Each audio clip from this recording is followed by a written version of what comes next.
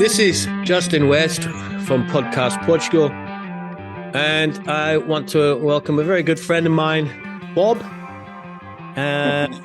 He's going to talk to us about his entrepreneurial skills and all of the things that he's been doing since he's moved to Portugal, and explain a little bit to me why I know him as Sam, but he's also called Bob. So without much further ado, Bob. Yeah, thank you very much, Justin. Yeah, thanks. Thank you for inviting me on your show. It's been Welcome. really cool. So yeah, my name is Sam, but my nickname is Bob, and I guess that came from I think it came from a drunken night actually in university days. In Lagos. Oh, in university. Okay. Yeah, I was at university in Swansea, in Wales, and yeah, I think I just had a very heavy night. Woke up and everybody started calling me Bob, and yeah, and then I just started building surfboards, and I was surfing a lot, and so yeah, we came up with the idea of calling it Bob's Boards, and that's that's kind of where it all started from, I suppose. You know, we've known each other for a while, and I remember you actually came from a Formula One or racing car background. Is that right? Yeah, that's right. Yeah, I'm sort of my trade is an engineer, or I studied motorsport engineering at Swansea. Wow. And so I've always loved building and fabricating things with my hands. And I worked, actually, my first ever job was in a composites factory. We used to build carbon fiber products for racing cars and boats and all sorts of things. So yeah, then I worked in the motor racing trade with my father and things, and building and designing cars and all this kind of stuff. And then at the same time, I was pursuing. I got into surfing at Swansea, totally by mistake, really. And yeah, and then just Is that the same night you got called Bob? Yeah, I guess so, yeah. So yeah, I was doing this degree at the same time, and then the surfing sort of started to take over, and I just was just totally fell in love with surfing, and then I realized that, like, actually I couldn't afford. I was a poor student, and I couldn't afford to buy these amazing boards I would see in all the surf shops and things. And I realized you could make your own board for a lot cheaper, and you can make it exactly as you like.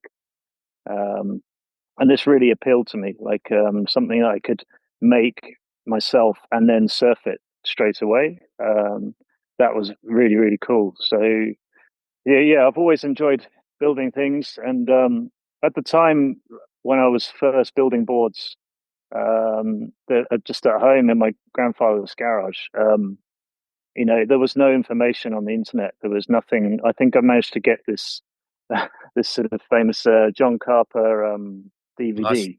Glassing 101 or something like that. Shaping. That's it, yeah. Shaping 101 and DVD, mate. They weren't DVDs, they were cassettes, no? Betamax. Yeah, so that was kind of the only information that was around, and it was really hard to find. But actually, I basically copied a board that I had, like a little fish. I thought that was the best way to start off because the fish worked really good, and so I'd copied that, and then I took it to Australia and surfed it there in Snapper, and it actually worked really good. I was actually quite surprised. The board like goes really, really good, and then the feeling you get of surfing a board you just built yourself was just like nothing else. It was amazing. And yeah, it still gives me tingles. When you build something yourself and you make these changes and it works, you can really feel it, and that's something that really appealed to me. From like when I was building, compared to when building the race cars, I was building these cars for people, but I wasn't driving them. I wasn't feeling the difference and things. And whereas building a surfboard is something that it's really approachable, and yeah, it's amazing, really. So, well, it's quite interesting as well, because you were designing and building and fabricating like high performance cars. Yeah. Now, like, how much of that how much of the materials technology do you put into the surfboards? Obviously, glassing. You know, Yeah, you can make a yeah, really good board, or you can make a dog, depending on if your glass. You could shape a beautiful board, but if your glasses has not done the glassing correctly, yeah, yeah, absolutely, yeah. performance. The, yeah, it's just like attention to detail on all areas of building a surfboard, and same with building a race car. They're quite sort of similar in that way. But yeah, the fiberglass thing, you've got to be really, exact with your measuring and the amount of resin you're putting on and everything. And I would say that more the job I had in the composites company, that was quite related to building surfboards, like the techniques you use and Mm. things like this, and being super clean and dust free and everything. It's super important. Yeah. Yeah, so it's really important, that side So of how things. what are the similarities between kind of I'm sure with cars and racing cars, you're talking about airflow around curves, and how Mm. similar is that, do you think, to sort of water flow and energy around Yeah, curves of a surfing wave? yeah, yeah. I think there's definitely similarities there, for sure. Like the way the air flows over a car is very similar to how water flows around the board. But with surfing, it's more like you're just looking for a feeling and like the feeling and the feedback from the board. You're not looking to gain like in a race car. You're looking for more points of downforce and more high top speed or more grip in the car. Whereas surfing is more just the feedback the surfer's getting from the board, and that's what you're trying to get when someone orders a board. You're just trying to get this feeling that they're looking for, not necessarily to go super fast or whatever. It's just to get that feeling they want, um, which is I find really appealing compared to building the race cars. It's yeah, so I know from you seeing you surfing and seeing a lot of the boards that you make for your wife as well. You focus a lot on longboards, so many mm, of the listeners won't really know the difference here between longboards, shortboards, and fishes, single fins, thruster fins, all that kind of thing. So what is the differences in terms of history, in terms of technology, in terms of design and feel? Is a longboard to what other people would probably more understand yeah. surfboard? So yeah, look, I mean, longboards. I suppose I'm better known for building longboards. But the main difference, as you go up in a longboard, like the longboards will paddle faster, obviously, than say like a 9 foot longboard. You go down to an 8 foot board or a 7 foot board. The paddle speed will decrease. Your planing speed will decrease, but you'll gain in your maneuverability. So, and there's no real right or wrong direction with this, which is really cool with surfing. It's you can go either way. I often compare like longboards and shortboards, to music. You can either like jazz music or blues or rock. There's no right or wrong. You can go either direction that you want. At the moment, I'm riding longboards, but I have surfed fishes. I've surfed all sorts of boards. It just depends on where you are at the moment. It depends on. Same with music. Sometimes I'll listen to some blues, and then it'll change again. So that's how I compare it a lot. Yeah, I often say to the surf coaching clients that I have, you also can apply different surfboard designs depending on the waves, depending on the conditions. Like Mm, some boards suit and are designed optimized for certain conditions, and definitely I would always encourage people to have quivers, to have plenty of yeah, boards, and apply those boards to different wave shapes definitely, or hollow. definitely. Yeah, I mean, longboards are obviously better suited for more gentle kind of rolling waves, but you can still surf them in hollow surf. And the same with a more high performance board. They're better suited for high performance waves, more Yeah. sort of barreling steeper waves. Yeah, historically, I'm not sure how much listeners will know, but originally most surfboards, the original surfboards, if you're looking at Polynesia times, um, you know, were kind of a little bit more towards the longboard because it was all about volume and flotation. And I think in that revision of the old Polynesian style surfing and riding back in the, I don't know, the 20s or the 30s. Yeah. I remember recently in recent history when surfing kind of made a comeback, but they were using old lifeguard paddle rescue boards, and they were actually surfing and walking back to the tail and steering the boards with their feet, so their foot would drop into the water and be a skeg. Um, and so that I think the original longboards and original surfboards really kind of stemmed out of that, and they went into quite Mm. longboards, and they didn't really become shortboards until I don't know. It's always debatable, but The like McTavish and all these guys who were experimenting in Gowrie back in the, I don't know, the 60s, maybe. I don't know, 60s, wasn't it? Yeah. 50s, They were something like just that. Kind of board cut and a down half. longboards essentially, weren't they? So Yeah. they just cut the middle out of a longboard and surfed them. And you know, those were really experimental times. And I guess how surfboards are now is just a continuous fine tuning of previous boards and just continually surfing and fine tuning. Mm, And you know, and there's still you can surf older equipment. You know, like people are going back to other boards. You know, way in the 60s and 70s. Um, we know that they don't, you know, surf as well as more modern boards do, but there's nothing wrong with it. It's the feeling that you're looking for. yeah. This sort An of, you open know, book, right? exactly, yeah. You know, people want this different feeling.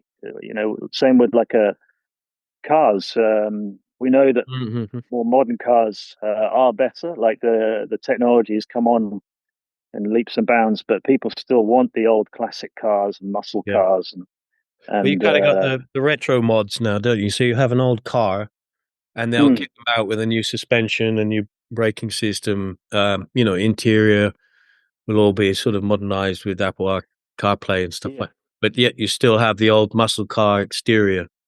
Um, exactly, yeah, yeah. It's I still personally in the car world, I personally love an old, you know, manual car with a front engine, rear wheel drive, and it might smell a bit of fuel, you know, inside, and this kind of, and I like that. It gives it character, and I think that relates a lot to surfboards. People like the classic kind of look from old boards, and but they like the quality. They like an attention to detail. So mm. Just a I think that's what slightly finer people. rocker line and stuff, so you can kind of trim and stool like a Mm, kind of walk up and down like hot dogging, and people are going to really a lot of many people really have no idea what we're talking about.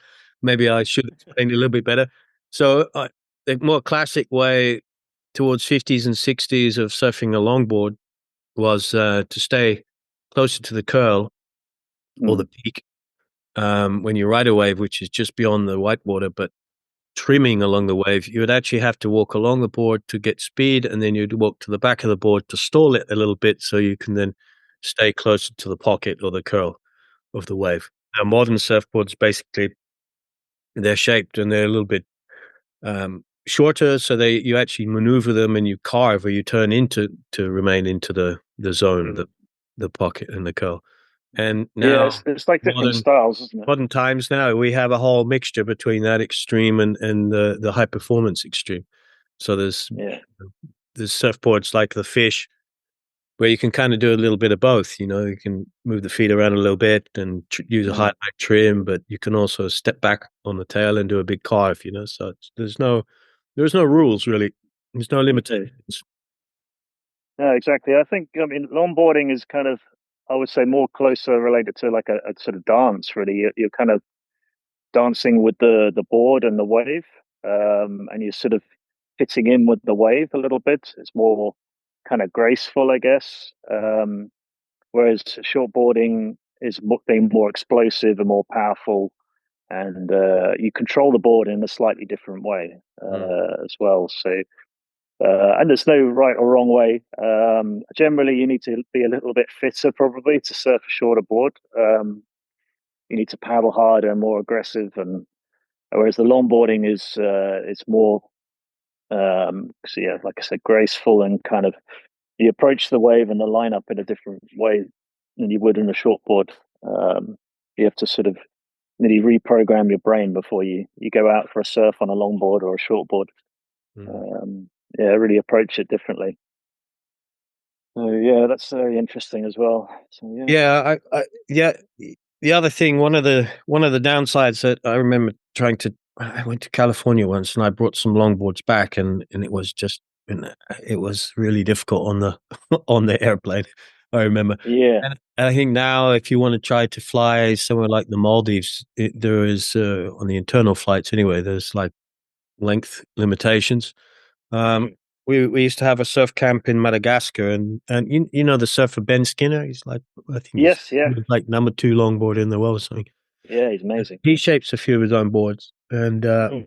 he brought out to Madagascar I think his boards he makes them completely out of carbon fiber, so Yeah, that's super lightweight. And he surfs. He can do everything. So he can do like very classic trim and stall kind of thing and hot dogging, but he can also like get right back on the tail and do big mm. vertical snaps and massive carves and cutbacks. And yeah, it Yeah, was an eye opener to watch him surf with him in Madagascar because he could I take bet. off like another sort of 100 meters behind and up the reef, and he just where you're sort of trying to take off, he's already doing like a massive entry.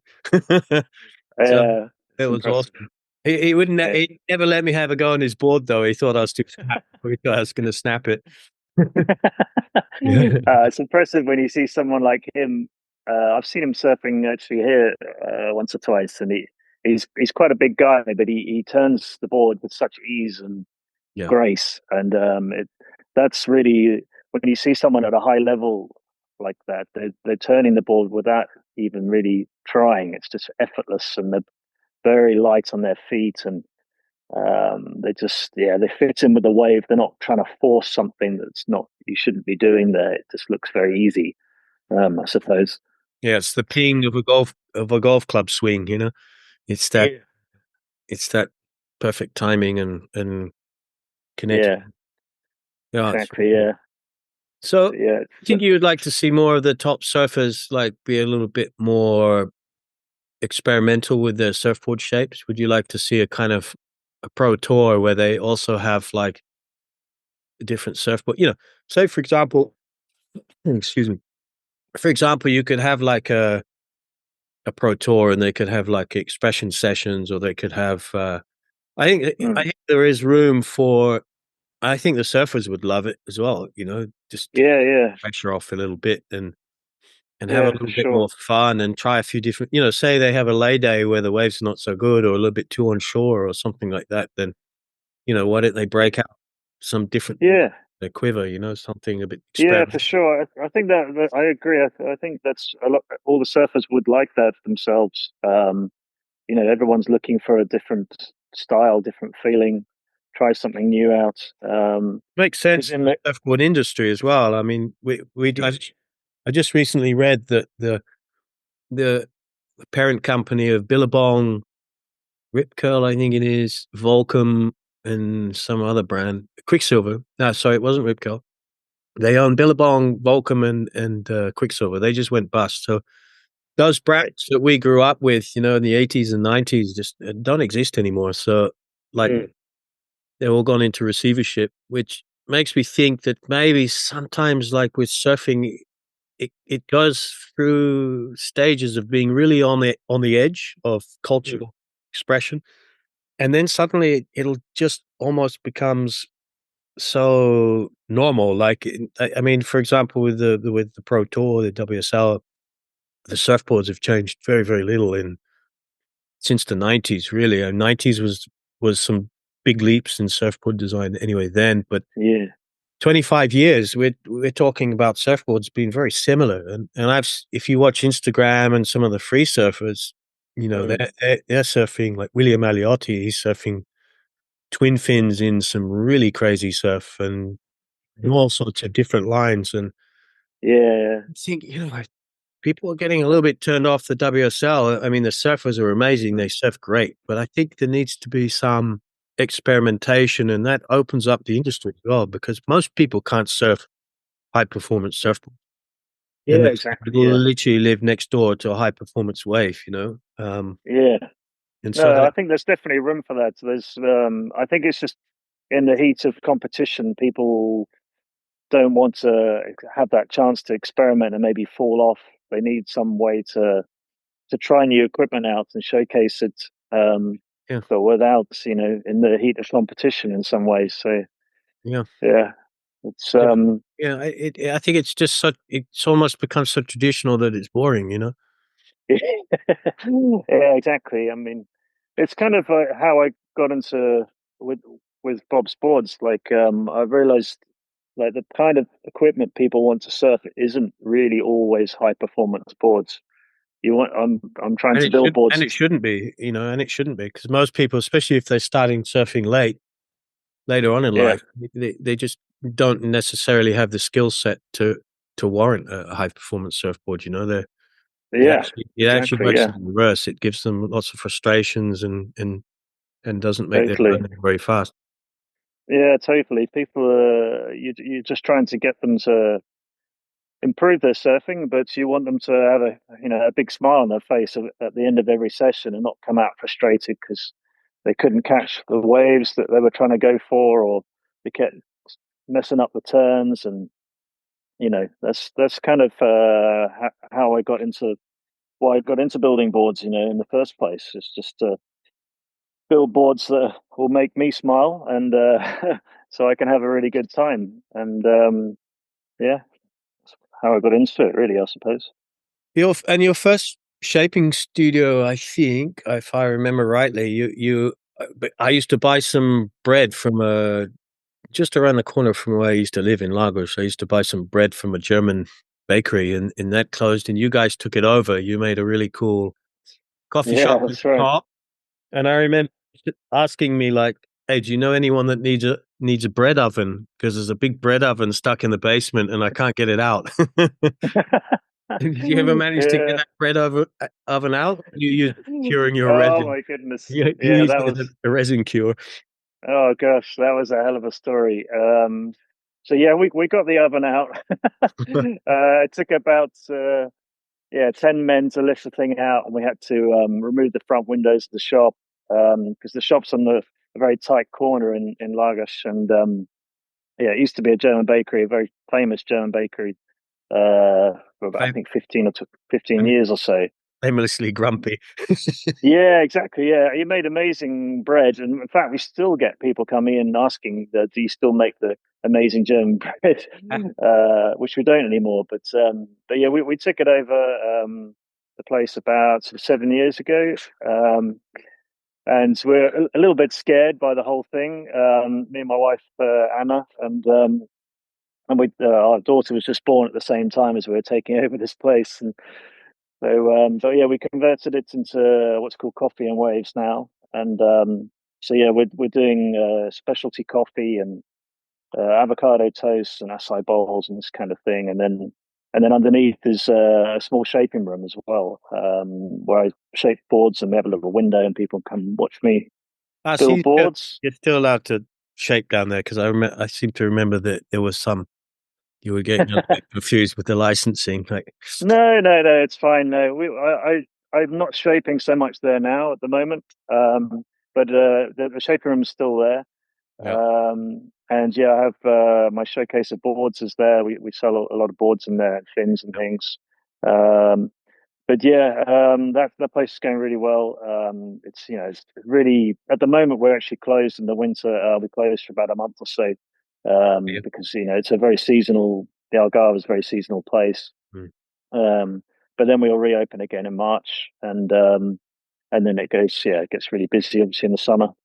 Um, but with the surfboards, I mean, actually, I get busier sort of now. Really, like autumn, winter, spring is quite busy for me normally. I get quite a few orders and things, and yeah, and now I've just recently opened a new workshop just on the outskirts of Lagos. Um, So yeah, it's called Shaper Shed, and Yeah. that's With the it's good. Laco hub, isn't it? Laco hub. That's right. Yeah, I think I'm yeah. gonna try. I'm gonna try talk to Jimmy at some point about Jimmy Yeah, you should. Cracker. Yeah, he's.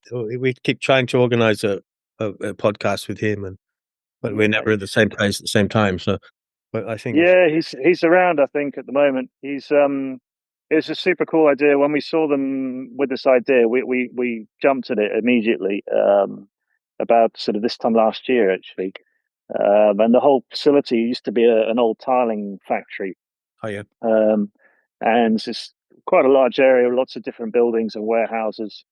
And yeah, we jumped at this place, and it was. I mean, there's a lot of businesses here. There's carpenters. I think there's a podcast studio. There's yeah. I artists. heard. Yeah. There's like an artist's kind of gallery area. There's a mechanic. There's all kinds of things going on. So yeah, and then there's us as well. We were the first ones to get the keys, and yeah, this place. So we jumped at it mostly because the insulation was very very good already Hmm. before we moved in, and the sort of square meters was perfect for us. So Do you we do all got your one. glassing and everything there as well, or is it Every, just shape? Everything's here under one roof. So we've got quite a large laminating room, which we built and put insulation in, You share and then that we've with got other shapers, or that's like yeah, yeah, that's yeah, cool. yeah, yeah, totally. Yeah, it's all we. It's designed to be shared with other surfboard builders. So we have Junior here building his boards, and we've got another three shaping rooms and a sanding room as well. So it's all under one roof essentially. Makes so much sense, because you can also like exchange ideas. It's a creative hub. Yeah, exactly. Yeah, we often bounce ideas off each other, and you can see like different techniques that like Junior's using or I'm using, and kind of think, oh, that's really cool. We use that idea, and but yeah, it's a good it's like an area designed for other shapers to come and build their boards. They Yeah. can come and rent space. That's right. Don't you do courses or something? Didn't I read that you did some? Yeah, yeah, How's that's it. that? We, How's we that go? I do like workshops Workshops. That's it. over like 5 days. You can come and I'll teach you how to build your own board from scratch, like one-to-one classes, which is really popular actually. And it's really cool. So the first day we'll do like shaping, the whole day. We'll shape like one of my models and then maybe modify it to how you want, and then we'll go through the whole process of laminating the next day, and then yeah, fin installation and sanding, and yeah, it normally takes about 4 to 5 days, something like this. We do the whole process, and I started it mostly just to show people how boards were built. No one was really aware of how boards are made and how difficult it is to build a board. Actually, Yeah. a lot of people don't appreciate it, and they just buy a board online and go and surf it. But then when you actually come and see them and try to build a board yourself, there's so many places you can mess it up, and it's yeah, it's a really difficult process. But yeah, Yeah, I mean, I've made a few boards in my time, and one of the things I had zero patience, like I enjoyed the shaping bit, I didn't really enjoy the spoke shaver very much. I always used to have to try to sort of whittle down the stringer, and you've just perfectly done the deck or the underneath, and then you've got to get the spoke shaver out just to take down that little bit of stringer. the last bit, Yeah, yeah. and you end up like scuffing all the foam again, and then having to then whittle that down, and then you end up having Yeah. a strange groove down the center of the board. But I never tried laminating. When I was making these, I probably made about 6 boards in my life, and it's quite All right. strange. One guy contacted me online and said, "Are you the same Justin West that made my surfboard?" And I was like, Really? yeah, and I was like, "Dear, how many boards did I make? I don't even remember." But he still had the board, and I sprayed it because I still do a bit of art, and so I sprayed it, and he had a picture of it. It was like I made that in 1998 or something like that, which is really crazy. So That is it's awesome. They funny came seeing back. your boards hanging around. Yeah, like Yeah. come back and come back. In that case, it came back and haunted me a little bit. But Yeah, the, it's super cool. Same for me when I see my boards, boards that I made years ago, out being surfed, and it's really cool, and it's a lot of you can really see the difference sometimes with a hand built board. Often hand built boards will last a lot longer than boards produced in Thailand. Let's say they really do last long, and they've been built with care and love and a lot of yeah. attention Well, you and need glassing is a real science, and of course, you're going to know all about that from laminating in cars and commenting and stuff. I mean, that we had the guy when I was helping Adrian with the fluid juice factory. We had a guy came over from California. His name was Kevin Connolly. You know the surfer Kevin. He was yeah. really big in the day, and then I think he got sick with something like multiple sclerosis or something like that. Ah. But he was a really good surfer, and he came over and he was making shaping boards for 9 Plus for Richard Balding, Oh yeah, yeah, and he made also something called the Magic Carpet, which was pretty cool. yes, yeah. I took I had another friend of mine, Matt Yates. He is also he actually makes boards now in Byron Bay. He just Mm. really beautiful surfboards there, and he's an artist as well. So he spends a lot of time like doing paintings and stuff on them. But he had a board. He actually had a board with a diamond tail. It was one of Joel Tudor's longboards. It was a Ooh, diamond tail, Voline cloth laps, and it literally like with the nice. yeah, with the leash, it wasn't like a leash plug either. It was like The leash loop. a leash loop, and so Yeah. we took the dimensions off that, and I made a couple of longboards of that with glass on fins that we actually made ourselves as well. So Really? Wow. yeah, it was really That's cool. beautiful, Volan cloth. But I did, I had one that was called the Big Blue that I made. It was Ah. at six. I still remember that now, and I had another one that I did a bottom turn at Trianon Bay on the point there with another guy called Adrian. Uh-huh.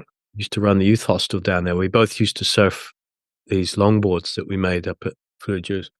And Yeah. doing a bottom turn and hearing this twing and losing the fin, I was absolutely gutted, you know. But yeah, Yeah, that's I funny. know where you're coming from with Yeah. kind of a more classic style longboards, and with this Volat cloth, I don't remember the exact ounces of the glass Yeah. or the I mean, cloth, it but should it be was it should like be 8 ounce. You can get yeah, even like I 12 think it was ounce as 8. well. I think we also made like a deck patch as well and a tail patch, Hmm.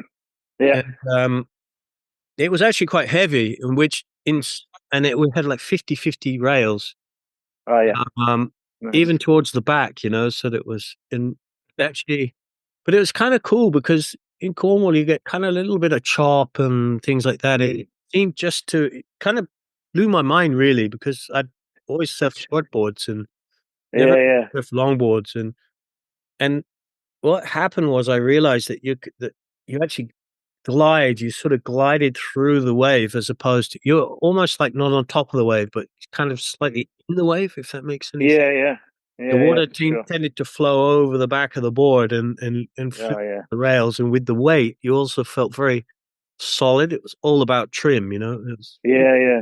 really cool experience. Absolutely. Yeah, it's there's so much going on with particularly with like longboards, like the tail of the board. Like when you're walking up the board, this if you actually look at pictures or videos of guys nose riding, you'll see like the whole board in the wave, and just the tip of the nose is sticking up, Mm, and that rocker on the tail of the board is really critical to be able to nose ride as well as other features too. But that's something on my line of boards. I hold dearly these numbers, these rocker numbers of the tail. Something that really yeah. defines a board if it's like nose riding well or So carving how do you well. measure your rocker? Do you like take a straight edge and then measure it at so many Yeah, intervals along the exactly. curve? Yeah, yeah. I have a big straight aluminium bar Hmm. with the middle of the bar, the sort of balance point of the bar measured, and then I put that on the center of the blank, and I measure it before I shape a board. I measure every blank, and although the blanks should be Come in with exactly some to rocker, the right? They, they sorry.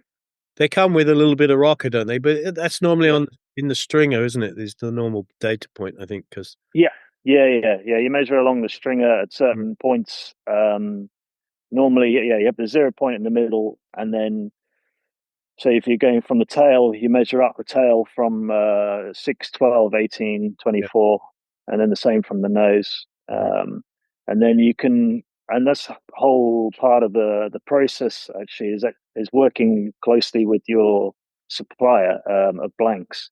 I get my blanks from Brazil from a company called Tekel, Right. which actually I've you to thank for that. I was thinking they were many years ago. I couldn't find anything, any materials in Portugal. It was really hard to get stuff. I was just trying to find my way, whereas in the UK it's much easier to find materials. And you gave me the contact of Octavio from Ferox Surfboards, and yeah, he was super nice and gave me the contacts from Tekel, and I've been using them ever since. And the blanks are, yeah, really good quality, and it's very important to get the right rocker and the right curves to fit closely to your board that Mm. you're trying to complete. If you have to take a lot of foam out of the board, it leaves you with a weaker board. And Bigger bubbles. yeah, you can. You really want to be doing as little work as possible to the blank, and it will give you a really strong structure. You know, when people get the foot compressions, when they get those little divots in Mm, the surfboard, sometimes in the process of, I'll explain a little bit to the listeners what a blank is. Basically, it's some foam with a wooden strip down the middle, which is blown or injected into a mold. And as the foam expands, it then hits the inside of the mold, and the bubbles on the inside of the mold tend to be a little bit more compressed to the bubbles that get gradually slightly bigger towards the center. mhm. Yeah, so that's what we're talking. We're talking about blanks, and when we're talking about not taking too much off the board, it's literally because of those bubbles. The blank is slightly denser on the skin.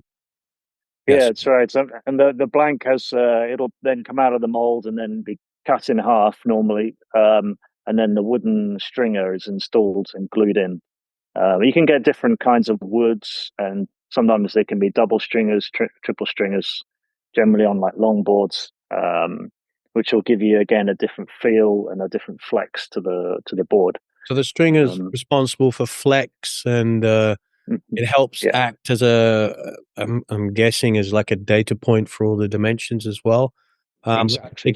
So if you just had the blank, if it was just foam, it would literally just snap, right? So there's a Yeah, degree yeah, of strength exactly. that it offers there. Yeah. It'll recoil back to where that stringer is, the foam. So every time you put a turn in or something, it'll bend, have a certain flex to it, but it'll recoil back, and you feel that directly through your feet when you're surfing a board. And it's again, it's not like a right or wrong way. You can have some boards that are stringerless with different foams, like EPS foam.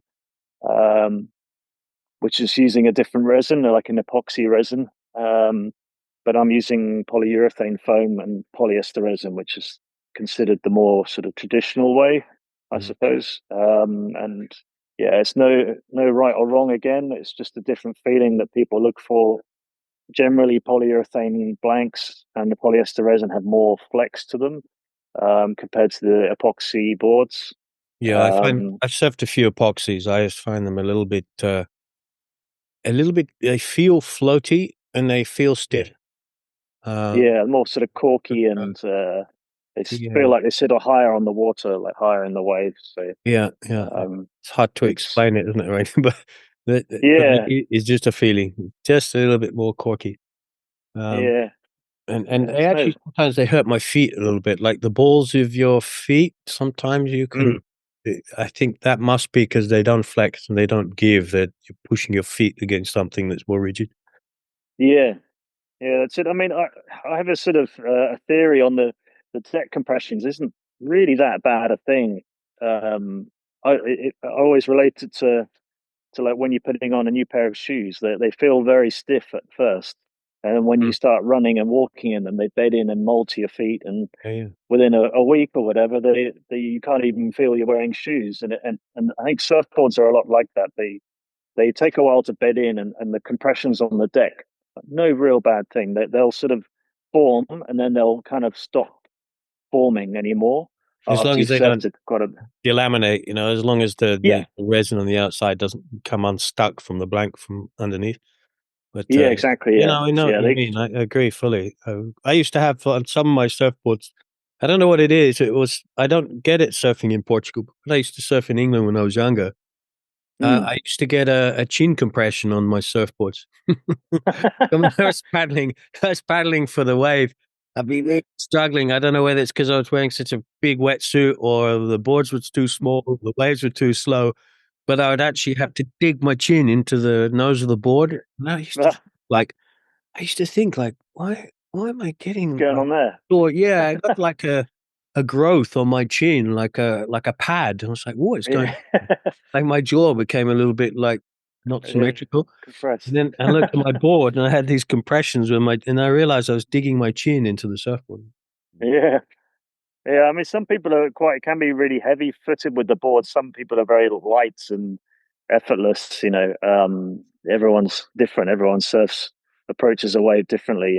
So I'm generally quite light on the board, and I don't have many compressions. But yeah, I know some people are very heavy and they banging the board around. I mean, they're strong boards, surfboards. They are, in surfing a wave, they're pretty strong, but they're very fragile at the same time.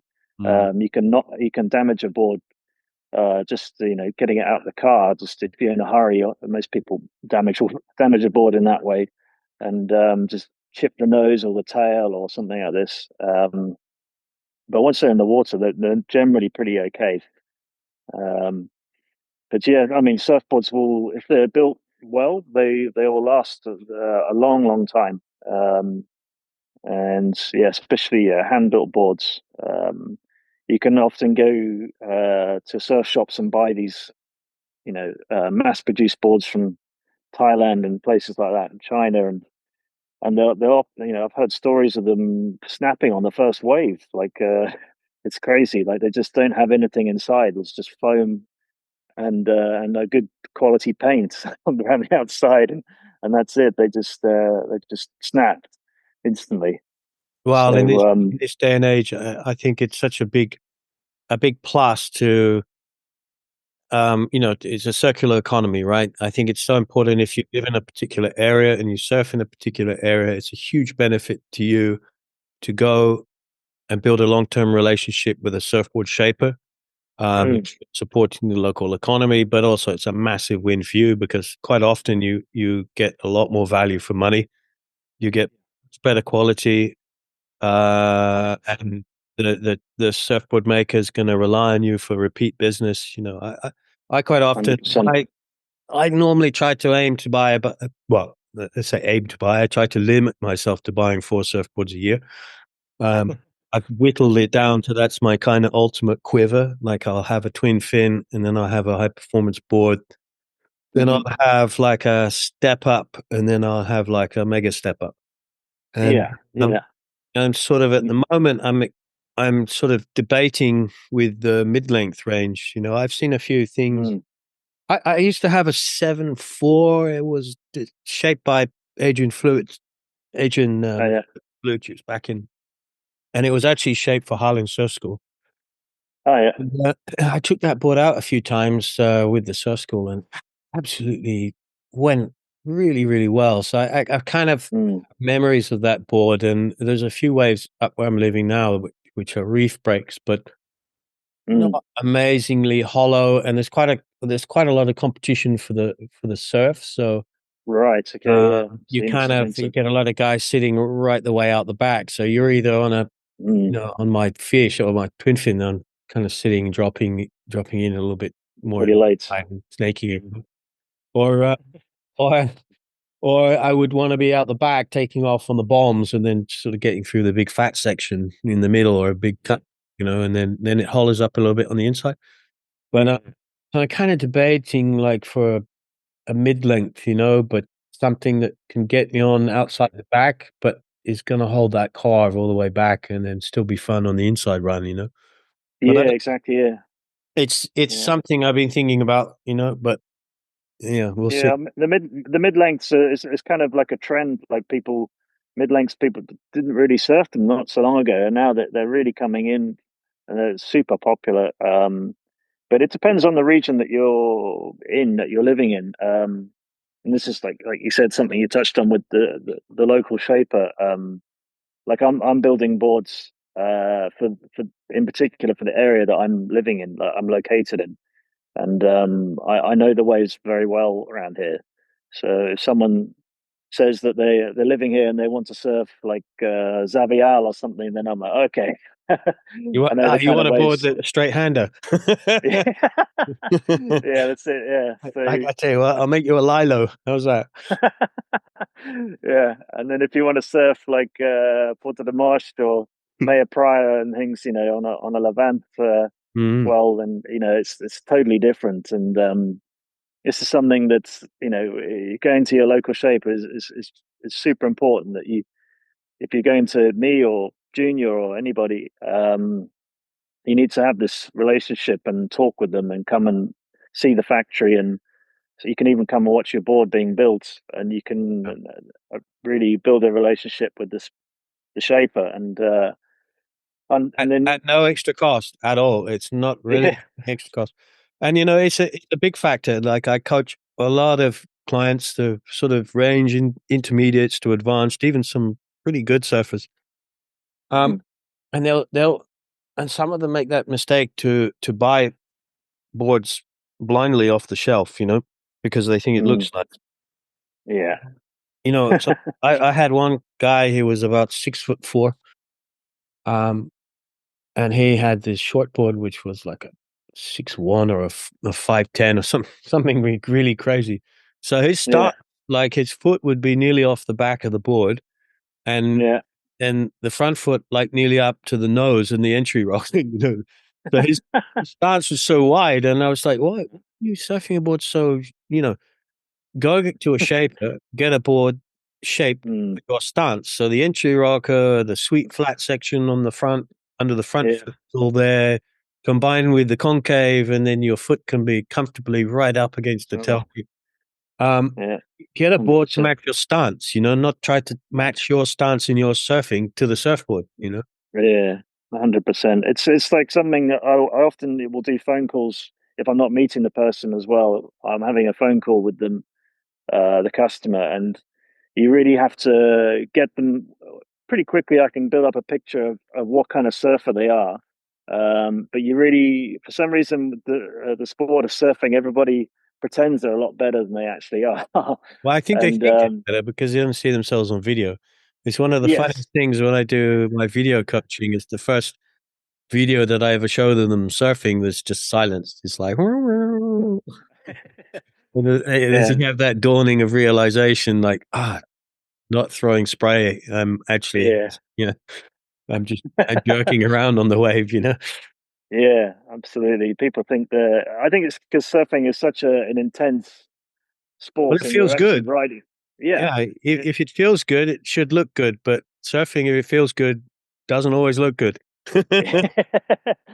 It's really important to sort of break down the barriers with the customer and try to understand exactly what they want and what their surfing is like, and I need to know their height and weight and sometimes foot size, and the kind of waves they want to surf, and the previous boards they've been surfing, and if they've got video as well or pictures of them Yeah. surfing is really helpful if I haven't actually seen them surf myself, and that's really important. And you can get it really close, and also like from my sort of business point of view, when I build someone a board, I'm hand shaping, totally hand shaping, but I use the CNC software, Okay. Shape 3D to actually I design every board on there. I have my stock models, and I can then modify them on there for every customer. Hmm. But this is I then saved this on my computer, so I've still got this for the next whatever, however many 10 years. And if someone comes back to me in a few years' time and says, "Sam, I really love the board, but I want to just change this slightly, change the rocker or change some feature on the board," and it will really change the feeling and the feedback you get Yeah, that's great. from the That's boards. great. And it's really a good way to keep everything consistent and build this sort of system with the customer. And Yeah. it's just something I learned from a guy called Matt Kazuma in Hawaii in Maui. Hmm. I was fortunate enough to meet this legend shaper just on my honeymoon, actually, totally by mistake. And I saw him; he was surfing at Hukipa Beach Park with his daughter on the front of the board, Hmm. and we just messaged him and on Instagram, and he invited us around to his house, and we were there for 2 weeks, and Wow. he was amazing. He's super open, friendly guy, and Hawaiian style. yeah, aloha spirit. You know, he was really super nice guy, and he showed me how he builds boards, and he was trained by a guy called Ben Iper, who's a bit of a Yeah. legend shaper as Yeah. well, and so I'm shaping in the same sort of technique that he's using, which is really really fast and efficient way, and that really for me changed how I shape boards and changed everything really. So It was what is the actual technique that makes it different?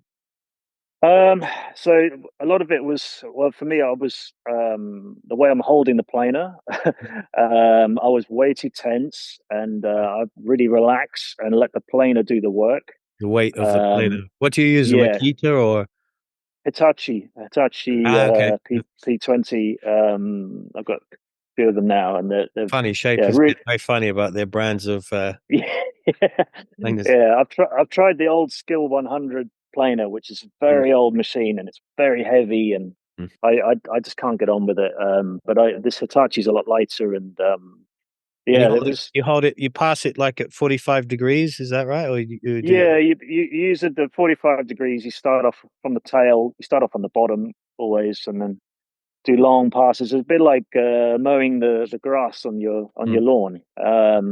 And you go up, and you do change the angle of the planer as you're going up. You sort of start off at 45, and then okay. as you go into the center of the board, you'll straighten up a bit, and then All right. angle it more over. And yeah, it's things just like adjusting the rocker, his rocker adjustments slightly different, and yeah, it's just like little things as well. It sounds silly, but it's like, keeping your tools sharp was Yeah. really important. Having a good sharp You want to get a pencil, snag. um, and keeping like the planer, the blades sharp, and that's really important. Everything is way more efficient and faster, and like all your sandpapers that you're using to sand the foam, Mm. they all need to be really sharp and You don't want to new. leave sand in the in the foam. Yeah, exactly. Yeah, you want to just keep everything clean. I used to have my shaping room very cluttered and too many things in there. It's really important with your shaping room when you're hand shaping. You have a sort of a room, let's say 5 feet by 12 feet, and then you have, normally people will spray the room blue or green, something like this, just something that's not white. So because the blank is white, and Mm. you get a nice comparison with the when you're looking up and down the board with your eyes, you can see the foam and any deviations nicely.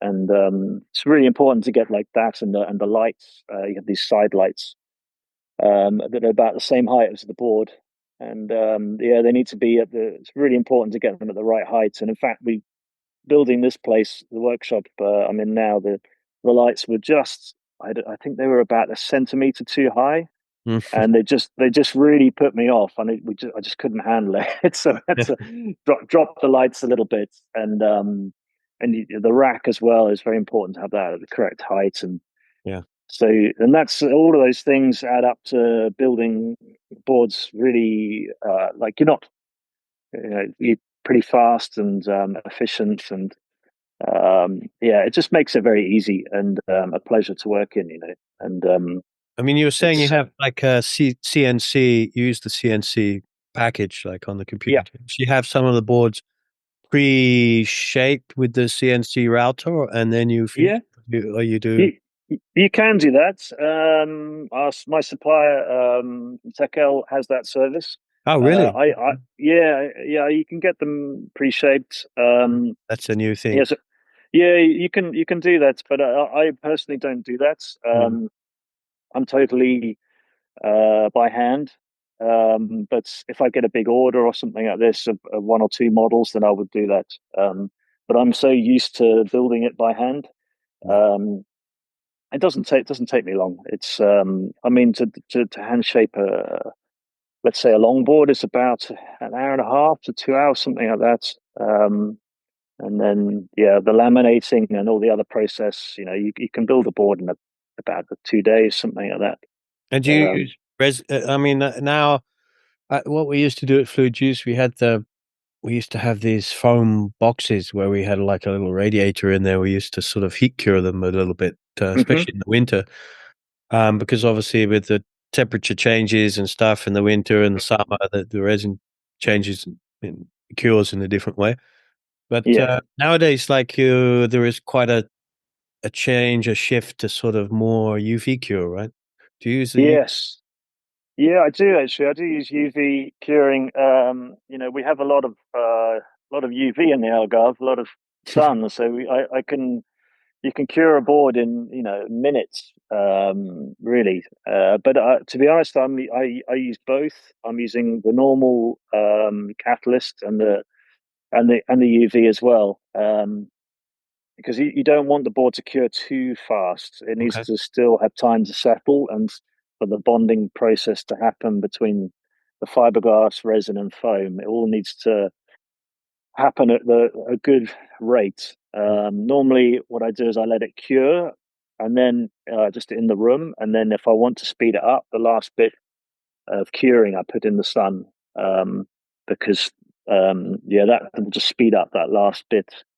Um, so particularly with the hot coating, that's quite a fast process. But then before you can even touch the board, you So might have explain to to people a wait. little bit what a hot coat is. So sorry, yeah, like It's not like you're wearing a nice coat when you're shaping your surfboard, right? yeah, yeah. So once you've laminated the board with the fiberglass and the resin, you then do a hot coat, which is it's called a hot coat because the resin will dry a lot faster than it would normally, so it gets quite hot, the resin, and you just paint on normally clear resin, and that will fill in all the holes of the weave and make a nice smooth finish um, for you to then sand the board, and that's called a hot coat. So it's quite a quick process, and like with all the steps of building a surfboard, there's many ways you can mess it up, and there's lots of little techniques and tricks that you learn as you're going, um, that that really take quite long to perfect. I know Even gone. something that Adrian used to really be proud of was beaded edge. Like Oh yeah, he would just bead a little bit of resin on the edges, so you could really get a really nice sharp off the tail, like a really nice sharp right angle from the bottom to the edge of the surfboard, yeah, like a real nice bead, just a little bit of extra resin that beaded to yeah. stand into that edge. Yeah, it's really important that that sharp edge on the bottom of the board. Mm. Um, you just build up like a layer of resin to then sand down to, and yeah, no, it's super important. All those little techniques, and even just using a razor blade is like it's really important that you have a new. I use one razor blade per board to cut the fiberglass with. Oh, yeah. They blunt really easily. So This is to cut the laps when you've put the yes, okay, yeah, to cut the fiberglass lap. like the Because excess that drips over, right? yeah, that's it. Yeah, so yeah, all my boards I do with resin tints. So I put like a Ah, pigment beautiful. into Yeah. yeah, It's I amazing. put pigment into the resin, and I have a whole selection of pigments, and then yeah, mix it into the resin, and you get the color. And the colors aren't exact. I always tell people like when I'm mixing the resin, every board will be slightly different. You could depending on the intensity that you want and things. So Yeah, and then once it's fiberglassed on one side, I then cut it with this razor blade, and it has to be yeah really sharp, nice, crisp, even line, and Yeah. Well, I think you probably know, because you get the pin lines around just on the deck sometimes around by where the lap edge is. yeah, I yeah, think that's probably why they were invented, just to hide that cut that you're talking about, where you lap it over exactly, yeah, onto the deck and you have that little rough edge of the fiberglass, and they do a pin line on the deck to cover it, maybe. yeah, yeah. I mean, that's exactly it. Yeah, I mean, you should try to get it as smooth as you can. But even if you don't know anything about surfboards, when you see a board like that and the line is not straight, you pick it up immediately. Your eye will see it. And so yeah, it's always like a strive for perfection building a surfboard. You're trying to get everything as smooth and as beautiful as you can. So It's but kind of yeah, it's interesting. The technology actually, when they started to make surfboards that used to be sort of plywood and stuff like that, like in boat building, and but it was the aircraft industry. I think Mhm. they took fiberglass and cloth and resin and stuff, and I think it came. Yeah. And the technology, there's been leaps and bounds in terms Mhm. of technology within that scope, but surfboard design really hasn't, or well, I wouldn't say design, but I'm more probably the finishing techniques hasn't really changed so much since those early days, right? No, no, people. Yeah, it's all right. People like the traditional look, and you can make a molded board, for example. That's still, and that's to be honest, probably a more efficient way than the way we build them. Mm. With less waste and things. They But don't feel the same though. It's very they strange. don't feel the same exactly. So, I tried a uh, firewire, firewire because yeah. it's later and now has, become like you see every man and his dog spending a fortune on a firewire. Mm, And, I surfed it and I was like, yeah, it's not the same, and I just went back to PU. back to the Occasionally, old like for way. a small wave board, I'll experiment with some epoxy, just, Yeah. just because you want that lightness. But, Yeah, if it ain't broke, don't fix it. yeah, That it's very technique it strange. just works. And I mean, they've so done it's very well, Firewire. Don't get me wrong. I mean, they've got a really good marketing plan, and they've obviously done very well. But like, it's not like going to your shaper and having a board made for you in mm, the area that you surf, and somebody knowing how you surf. It's just not the same. I don't know. yeah, It's like going, okay, look, if I could afford to go to Savile Row and buy and go in there and have the old boy, stick a tape measure between my legs and measure me up for a nice suit. It's the yeah, difference between that and just closing your eyes and picking a suit off the rack and hoping it fits, right? I mean, yeah, yeah, that's exactly. it's a good, and that's the sort of analogy I think, because really Yeah, the buying public don't really know much about surfboards, and you're a bit susceptible to some nefarious exactly, marketing scheme. And exactly, and exactly. I mean, I try not to give people they have a choice, obviously, of what I trying to get from them, but I'm mm, not giving it too much choice. They need to have a lot of trust in me and maybe know a bit about my background. mhm. But I'm not going to ask them where would you like your fin box, for Yeah, example. What kind of rail shape would you like? It's often too much information for yeah, people, yeah. and they really need to.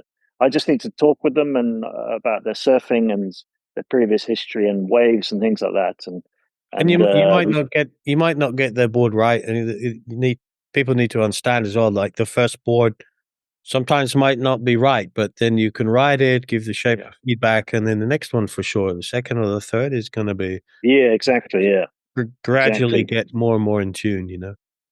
And even if you're riding a board that you don't like at all, you give it to someone else, and that they could well love it. It's a very personal thing, Yeah, surfboards. So yeah. I had and we lived in Rita and I. We lived in Madagascar in the summers for a few years and running this mhm, surf camp, and like I literally we surfed two waves there. There was a right-hander called Rogers Rights and another left-hander called Maggots, I think. And like it worked in a very same way, similar way. And it was big or sometimes medium. So, and the wave would change a little bit depending on the size and the power of the swell. But I literally had boards made, and they were specifically. I got to the point where they were so specific to the type of wave that I would literally know. Like they'd all be 6.4s, and I'd want 6.6, and I would know. Mm. Okay, I'm gonna. There would be the same dimensions, but some would just be glassed a little bit more heavier than others, and or they Oh would. yeah. So I'd literally be that. I got really into it, you know. I'd be like, Yeah.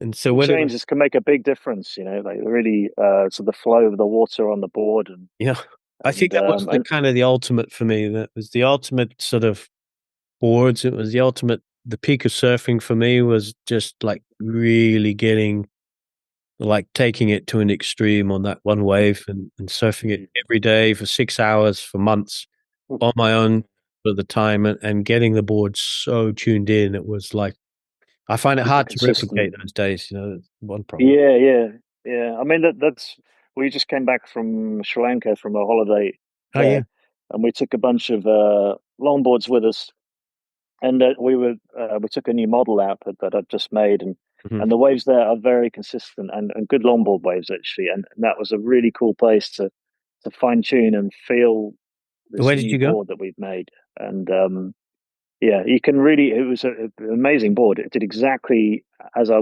predicted it would Yeah. do, which is really fun, and it's something that I just absolutely love about building surfboards. It's just you can build something and then immediately try it out and go, oh yeah, this idea worked or this idea didn't work, and then you can make another one and then try something new out, and it's a relatively fast process as well. So Yeah. I think um, that's so important to keep all of your data and keep all your measurements. So you kind of yeah, you have an idea of what that board was. So and how it yeah. change it in the future. You know. Yeah, exactly. Yeah, it's important to keep things consistent, and you can replicate things over and over and over. So things aren't fluctuating and changing.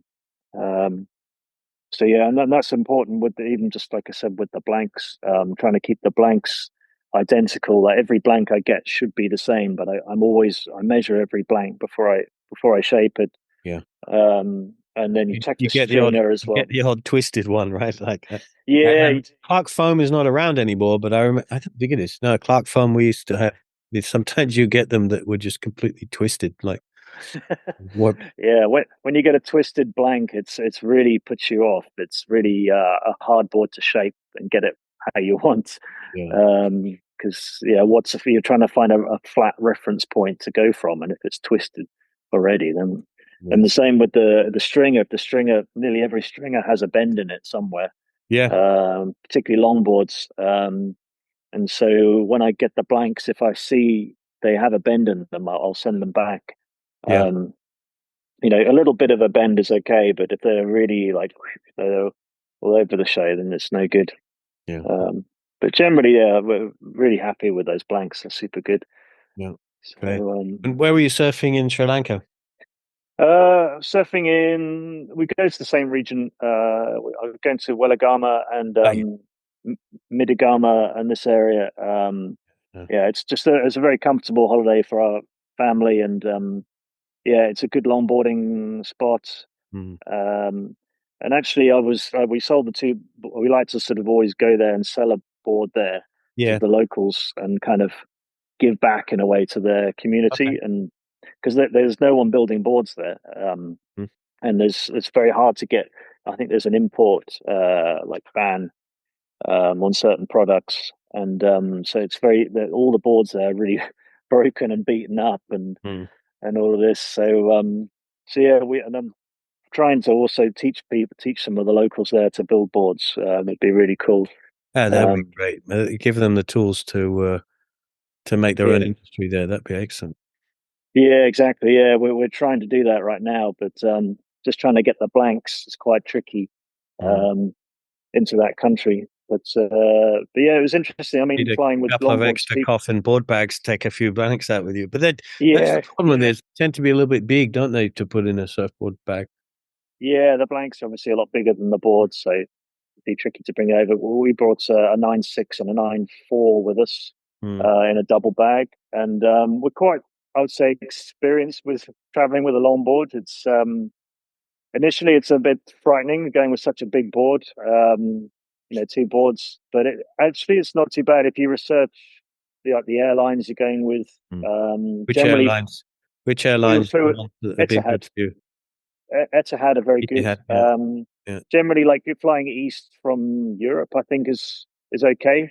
They didn't charge you, but if going like we went to Mexico um, not so long ago, and that was really tricky bringing aboard. All the airlines will charge you quite a lot of money normally, and it's yeah. I spend very long like packaging the boards up and everything, and um, yeah, actually, they didn't get damaged at all. They were totally fine. They were really good. And I think I have a sort of theory, if you put all of your stuff you're traveling with in the bag, and make sure the bag is really heavy, like to the Mm. maximum that you're Can't throw allowed, them. they can't throw it around. Yeah, yeah, Exactly. So yeah. they might even need two guys to lift it or something like that. It's Mm. like, I think ours was like 28 kilos or something like that. And yeah, they were totally fine. Yeah, my So board weight always I've always packed it to exactly 20 kilograms, you know. That's four boards, spare leashes, all that kind of stuff. With a full bag coffin bag. It seems to be also 20 kilos tends also to be sometimes the limits with a lot of airlines, particularly going to the Maldives and stuff like that.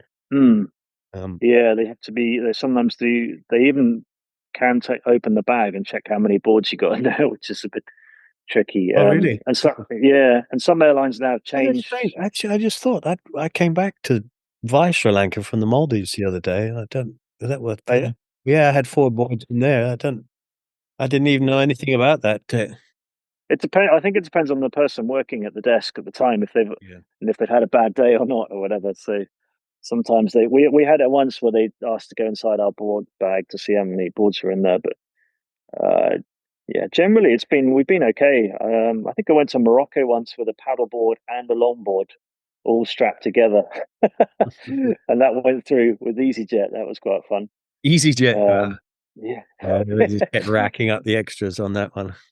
yeah, yeah. Yeah, I But think some the worst damage I had with my board was flying to the Azores actually, and that was with